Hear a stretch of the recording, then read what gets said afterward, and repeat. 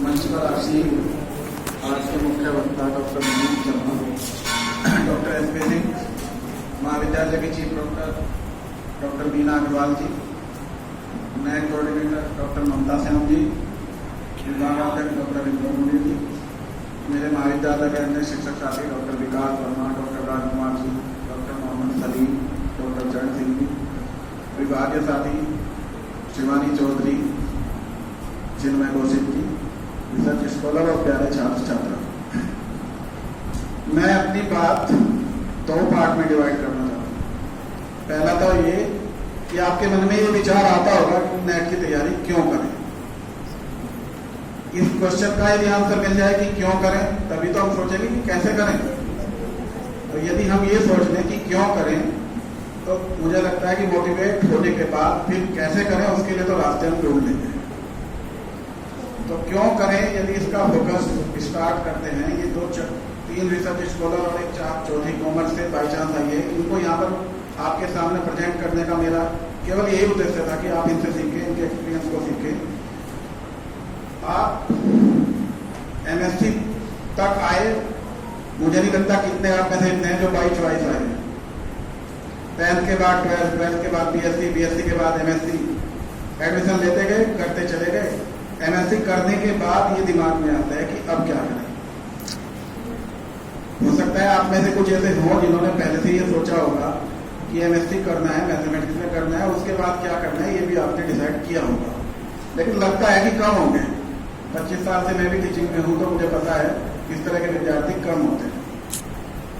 कोई बात नहीं, यदि ऐसा है तो जैसे अभी विकास जी ने बताया, मेरे से पहले जो वक्ता थे उन्होंने बताया कि जब भी आप जाग जाओगे तभी सवेरा हो जाएगा। तो MSc हमारे जनपद में 2 महाविद्यालय, DAV कॉलेज डॉक्टर जी का है, वहां से आए हैं, और ST कॉलेज 120 विद्यार्थी तो हमारे यही से हैं जो MSc कर रहे हैं। इसके अलावा प्राइवेट विद्यार्थी भी होते हैं जो MA मैथमेटिक्स करते हैं, वो इक्वलेंट होते हैं आदि के। तो अंदाजा यदि लगाए तो लगभग 150-160 स्टूडेंट MSc करके PG master in mathematics, master का मतलब जो उस बारे में सब कुछ जानता हो। समाज ये आपसे उम्मीद करता है कि आप मास्टर हो गए मैथमेटिक्स के। कितने हुए ये आप सब जानते हो। तो 150 में से 150 एक बड़ी संख्या है। तो उस संख्या से अपने आप को अलग करना, जैसे आज ये 4 दिखाई दे रहे हैं विदाउट यूनिफॉर्म बैठे, इनको छूट है, आपको छूट नहीं है। वो छूट इसलिए कि इन्होंने वो करके दिखाया, नेट JRF पास किया। अभी शायद किसी ने बताया, विकास जी बता रहे थे कि लगभग 40,000 रुपए पर मंथ स्कॉलरशिप आपकी 5 साल मिलती है। इसके अलावा कंटीजेंसी मिलती है। इसके अलावा आप कहीं किसी लाइब्रेरी को विजिट करते जाते हो, उसके लिए पेमेंट मिलता है। तो एक हैंडसम अमाउंट है मोटिवेट होने के लिए कि इतना अमाउंट हमें मिलेगा ही मिलेगा। आजकल नौकरी नहीं मिलती इतनी स्टार्टिंग में। आप कहीं जॉब करने जाओ, यहाँ पर बहुत MSc पास बायोडाटा बहुत सारे आते हैं क्लरिकल के लिए या किसी और चीज के लिए, कुछ नहीं मिलता। लेकिन जब आप नेट हो जाएंगे तो आपकी जो वैल्यू है वो बढ़ती है। एक भीड़ से अलग होने का क्राइटेरिया है कि आप कोई एग्जाम पास करें, कोई भी एग्जाम जिसमें आपका इंटरेस्ट हो।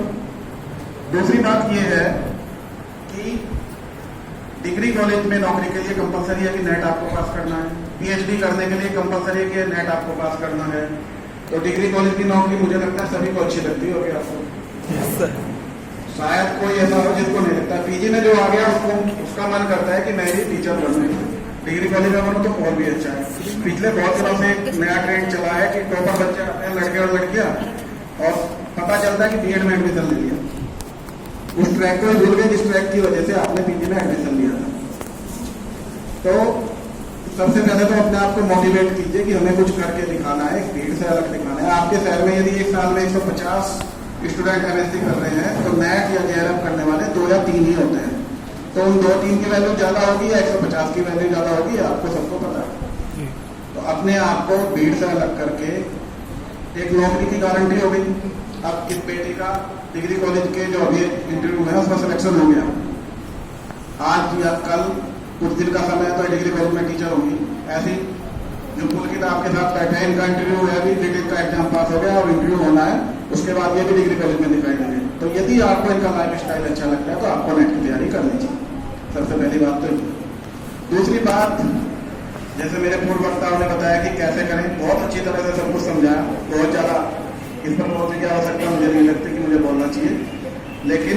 बातें आपसे शेयर करना।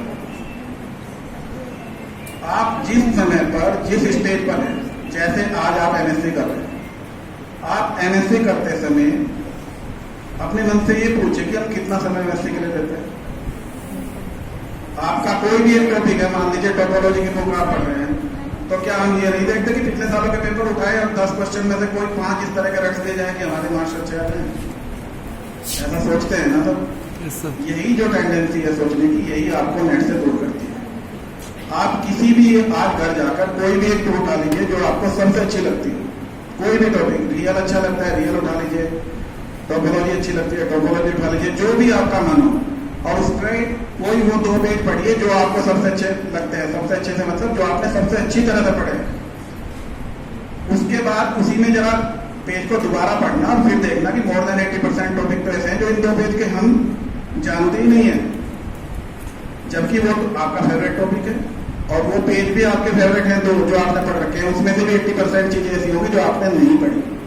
तो पीजी में स्टैंडर्ड बुक्स जो बताइए वो पढ़नी है आपको, लेकिन इस लेवल पर जो भी बुक आप पढ़ रहे हैं उसको डिटेल में पढ़िए। कोई भी बुक, सिलेबस उठा लीजिए नेट का, नेट पे मिल जाता है। सिलेबस को देख के जो जो बुक्स आपकी पीजी की नेट में हैं उनको फिर उसी हिसाब से तैयारी कीजिए। ये मायने नहीं रखता कि आपके 60% एमएससी में आ रहे हैं, 70 या 80, डिपेंड करेगा कि आपके 55 आ जाए। बस नेट वाले 55 मानते हैं, 55 सबके आ जाएंगे, मैं गारंटी देता हूँ जो भी एग्जाम दे रहा है। लेकिन किसी भी टॉपिक को आप इस तरह से पढ़िए कि उसकी डेप्थ में जाइए। मैं अपने एक्सपीरियंस से भी बताऊं, जो मैंने किया था, एक रजिस्टर बनाया, रियल की यदि बुक ली तो रियल के सारे नोट्स, थ्योरम्स के स्टेटमेंट एक रजिस्टर में नोट कर लिए। फिर कोई दूसरी बुक उठाई, उसमें कोई यदि पढ़ा तो मुश्किल से 2 या 4 पॉइंट ऐसे मिलते हैं जो पहली बुक में नहीं थे, इररेस्पेक्टिव ऑफ ऑथर, कोई भी बुक हो। तो वो जो 2-4 पॉइंट अलग मिले थे वो भी मैंने नोट कर लिए। फिर कोई तीसरी बुक लाइब्रेरी से कंसल्ट की, उसमें कोई शायद 1-2 पॉइंट मिल गया, उसको भी नोट कर लिया। तो जब मैं सेकंड रिवीजन के लिए गया तो उन बुक्स को उठाने की मुझे आवश्यकता नहीं है। क्यों? क्योंकि उसका जो निचोड़ था मैंने रजिस्टर में कर लिया। उस रजिस्टर के बाद जब उसको पढ़ा तो अगली बार जब उसका रिवीजन किया तो मैंने ये नोट किया कि कितने ऐसे पॉइंट हैं जो मुझे पहली बार भी याद हुए, जो याद नहीं हुए उनको अंडरलाइन किया। अंडरलाइन करने के बाद नेक्स्ट रीडिंग में, नेक्स्ट रिवीजन में उन केवल अंडरलाइन पॉइंट्स को पढ़ा और आपको ये विश्वास दिलाता कि उन अंडरलाइन वालों में भी 50% से ज्यादा पॉइंट मुझे उस समय याद हो चुके थे, आपको भी होंगे। तो जो 25% बचे उनको किसी दूसरे रंग के पेन से अंडरलाइन कर दिया, अगली बार केवल उनको पढ़ा। इसी तरह से उनको मार्क करते करते और 2 या 3 बार जब आप कर लिया तो आप देखोगे कि आपको हर एक पॉइंट को याद हो जाए। बेसिक कॉन्सेप्ट को इस तरीके से जब आप याद करेंगे तो मुझे लगता है कि फिर उसमें आपका इंटरेस्ट अपने आप ही डेवलप होगा। ये सच्चाई है कि जब तक आपका, जैसे कहते हैं कि जब भी सब्जेक्ट से प्यार नहीं करोगे तो कुछ नहीं होगा। सब्जेक्ट से प्यार करने के लिए भी तो आपको वो मेहनत करनी पड़ेगी। वो मेहनत तभी होगी जब आपको कॉन्सेप्ट क्लियर होंगे। उन कॉन्सेप्ट को क्लियर करने के लिए कोई एक टॉपिक उठा लीजिए आज घर जाके और उसका एक चैप्टर आपस में ग्रुप बना लीजिए और ये आके बताइए, आपके अपने विभाग में बताइए आके कि ये चैप्टर मैंने ऐसा पढ़ दिया, आप इसमें से कुछ भी पूछ लीजिए। जब ये लेवल आपका आ जाएगा तो मैं कहता हूँ नेट का कोई भी एग्जाम आपका जो भी आप करोगे वो आपका क्वालिफाई होगा। कितना अच्छा फ्यूचर है इसका ये आपको सबको पता है। किसी भी लैब में, साइंटिफिक लैब जो सरकारी है उनमें भी यदि आपको जॉब करनी है तो आपको नेट पीएचडी करना है, प्रोफेसर बनना है तो नेट पीएचडी करना है, लेटरल एंट्री यूनिवर्सिटी वगैरह में यदि कहीं जाना है तो नेट पीएचडी करना है। तो लाइफ पूरी चेंज हो जाती है। तो यदि आप उस चेंज को जीना चाहते हो, अपने मन को ये समझाओ कि यदि हम ये कर गए तो ऐसे हो जाएंगे, तो फिर आप कर लोगे। जहाँ तक आपस में कंपटीशन की बात है, हॉस्टल में हम रहते थे, मान लीजिए 12-1 बजे नींद आनी हुई तो सोचा चलो थोड़ा टहल लिया, बराबर वाले की लाइट चली रहती थी तो फिर पढ़ने बैठ जाते। तो उस तरह का कंपटीशन आपस में क्रिएट करिए। एक यदि कम पढ़ रहा है तो वो दूसरे को देख के ज्यादा पढ़ेगा। तो यदि आप पढ़ोगे तो सब कुछ मंजिल जरूर मिलेगी। बहुत ज्यादा आगे की सोचने की आवश्यकता नहीं। जैसे कोहरे में जाता है ना कभी तो आधा रास्ता दिखाई देता है, लेकिन जब वहां तक पहुंच जाते तो आगे बढ़ने लगता है। ऐसे ही चलिए, जो आप एमएससी में इस समय टॉपिक पढ़ रहे हैं उनको नेट के हिसाब से तैयार किए, आगे का रास्ता फिर मिलेगा। तो मुझे उम्मीद है पिछले सालों में, पिछले 8-10 सालों से जब से नेट के बारे में चर्चा होनी स्टार्ट हुई है तो हमारे विभाग से लगभग 1-2 बच्चा हर साल नेट जेलर पास कर रहा है, जिनमें से जहाँ तक तो यही 6 और 7 स्टूडेंट तो हमारे यही पीएचडी कर रहे हैं, रोज आते हैं, आप विभाग में देखते होंगे। तो ये मोटिवेट होने के लिए एक सफिशिएंट कारण है। यदि आप मोटिवेट होना चाहते हैं तो स्पीड से अपने आप को अलग करना चाहते हैं। पूरी लाइफ यदि अच्छी करनी है तो 6 महीने लगा दीजिए। अभी विकास जी बता रहे थे 4 महीने भी आप कर लेंगे, मैं कह रहा हूँ 6 कर लीजिए आप। लेकिन पूरी लाइफ को सेटल करने के लिए 6 महीने में हम हर चीज भूल जाएंगे। हर चीज में क्या क्या भूलना है वो सब आपको सबका पता है, सबका इंडिविजुअल है, किस तरीके से मोबाइल दूर रखना है, किस तरीके से टीवी दूर रखना है। लेकिन उसमें फिर वही जो लोग हो कि सोते जागते वही चीज दिखाएंगे। तो फिर ऐसा नहीं हो सकता कि एग्जाम ना निकले। जब निकलेगा तो बहुत अच्छा लगेगा, कॉन्फिडेंस आएगा। और आखिर हमारा पढ़ने का उद्देश्य क्या है? यही तो है कि हम कुछ करके जाए। तो एमएससी करके जाए तो ये तो उद्देश्य किसी का भी नहीं, ना आपके टीचर्स का है, ना आपके पेरेंट्स का है, ना आप ही का है। तो यदि एमएससी तो एक बेस है, इसके करने के बाद आप उसमें जाएंगे तो मुझे लगता है कि आप करोगे तो खुद का कैरियर संभालोगे और आगे आने वाले जो आपके जूनियर्स हैं उनको भी मोटिवेशन मिलेगा। जैसे 2011 में हमने जब नेट वेट के बारे में यहाँ पे जिक्र स्टार्ट किया तो पहली बार एक लड़का निकला, उसको देख के दूसरे तीसरे ने तैयारी की, चौथे ने तैयारी की और अल्टीमेटली हो गया। ऐसा कुछ नहीं है कि कोचिंग करना ही जरूरी है। यदि आपको लगता है कहीं डिफिकल्ट किया तो आप कर लीजिए, लेकिन ऐसी मेरा ये सोचना है, हो सकता है डॉक्टर साहब का इसमें विचार हो दूसरा। हमने कभी कोचिंग नहीं की। जिस समय मैंने नेट जेआरएफ निकाला था उस समय ऑल ओवर इंडिया लगभग 25 सीट होती थी और 25 में से 5 स्टूडेंट अपनी एक क्लास के थे, जबकि क्लास में टोटल 10 स्टूडेंट थे। तो 10 में से 5 हम एक मेरठ यूनिवर्सिटी कैंपस थे विदाउट एनी कोचिंग। आज तो सीट ज्यादा है, आज तो 100 से ऊपर सीट है। तो जब आप ठान लोगे तो कर लोगे, ऐसा मुझे लगता है। नेट के बारे में कभी भी कोई जानकारी हो, कभी भी किसी चीज पर लेक्चर चाहिए तो मैं 24 घंटे अवेलेबल हूँ। 12-14 घंटे तो कॉलेज में रहता हूँ। जिस दिन भी आप विभाग में बुलाएंगे मैं कोई भी लेक्चर आके दूंगा। बाकी जो साथी है हमारे, इनको भी दूसरे सब्जेक्ट के जो डॉक्टर विकास जी कह रहे हैं कि जो पहला पेपर होता है तो उसके लिए जिस भी सब्जेक्ट के एक्सपर्ट की आपको आवश्यकता है आप उसमें अपना रजिस्ट्रेशन करा लीजिए नेट स्टाइल में, डॉक्टर विकास जी से मिल लीजिए और उसके भी जो सब्जेक्ट एक्सपर्ट है उसके भी लेक्चर हम यहाँ पे कराएंगे। मैथमेटिक्स विभाग को और आप सभी को बहुत बहुत धन्यवाद मुझे यहाँ पर बुलाया।